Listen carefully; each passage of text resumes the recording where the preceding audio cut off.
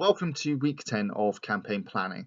And this week we're going to consider choosing a brief from one of the D&AD New Blood Award briefs for this year.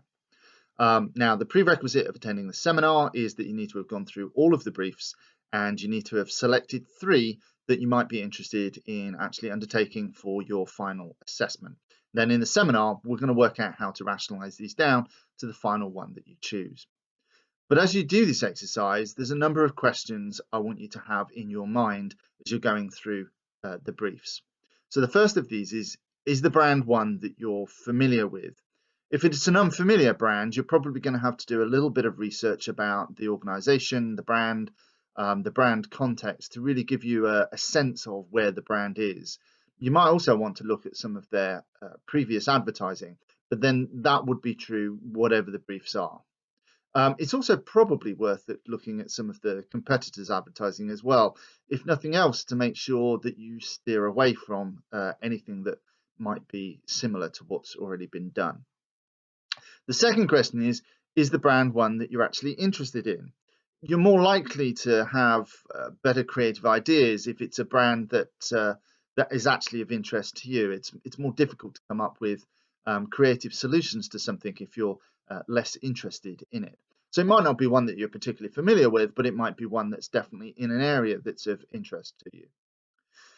The next one, and this is where you need to not necessarily read the brief in order, is what media are they expecting you to use? Is it television? Is it social media? Is it experiential? Is it something else? Because each of those is going to put a different requirement on you. For example, somebody like me is probably most familiar with the kind of ads that you see on TV. I still watch quite a lot of terrestrial television, and it still contains quite a lot of fairly standard advertising. I also have a more general interest in advertising, and it's probably much more focused on things like TV advertising than any of the other media forms. But in response to the changing world in which we live, there's a lot more of the briefs that will ask for things like social media campaigns. So you need to be prepared for something that's going to work in a social media context, which also then means familiarize yourself not just with ads you see in social media, but with how brands engage with people on social media. And then there's quite a few that ask for experiential advertising. So this might be an event or it might be an activity that's arranged in order to promote the brand. And again, this might be something which you're less familiar with. So it might be worth going and looking at what some other people have done, especially other brands within the same kind of product category. Or, of course, it might be something completely different. And in particular, there are a few that talk about content-led or copywriting. And both of those are going to require a high degree of text input. And this leads to the next question: does the brief play to your strengths? I am very much a visual person. I'm much happier working in a visual medium.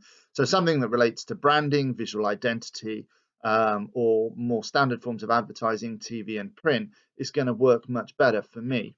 On the other hand, you might be somebody who's much happier in actually writing content or copywriting. And there are lots of ways in which we're going to look at writing compelling copy or presenting copy in a way that makes it interesting. The next question then is, what is the challenge? And again, this is not so much what the actual challenge is, but how clear the challenge is made to you. If after you've read the challenge, you're still not completely sure what it is that the brand's asking, then this may make the whole process much more complicated for you. Or, for example, if it appears to be asking lots of different things, then again, that might make it much more difficult to develop a single, consistent and focused theme. The next question is, who is it aimed at? And much like the previous question, really here it's a matter of clarity.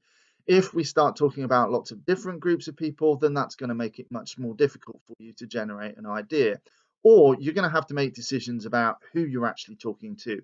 And there's nothing wrong with rationalizing down your particular approach to answering the brief. Is the audience clearly defined? Do you have a real sense of who they are? Do you have a sense of how to reach them? Do you have a sense of the kinds of things that they would be interested in?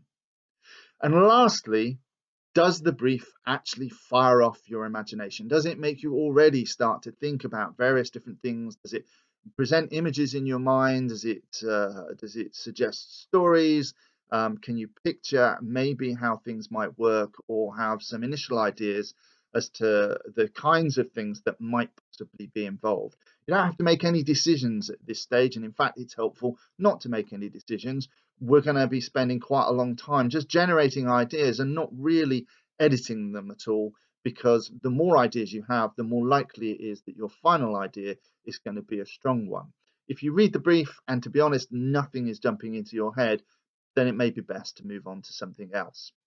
Okay, so it may seem quite light this week, but then if you do go through all of the briefs and you think about the questions that I've asked, there's actually quite a lot of work for you to do between here and when your seminar is. So this is all the input that you're going to have for today, and then we're going to spend much more time looking at the briefs and working our way through them in the seminar itself. So I'll see you next week.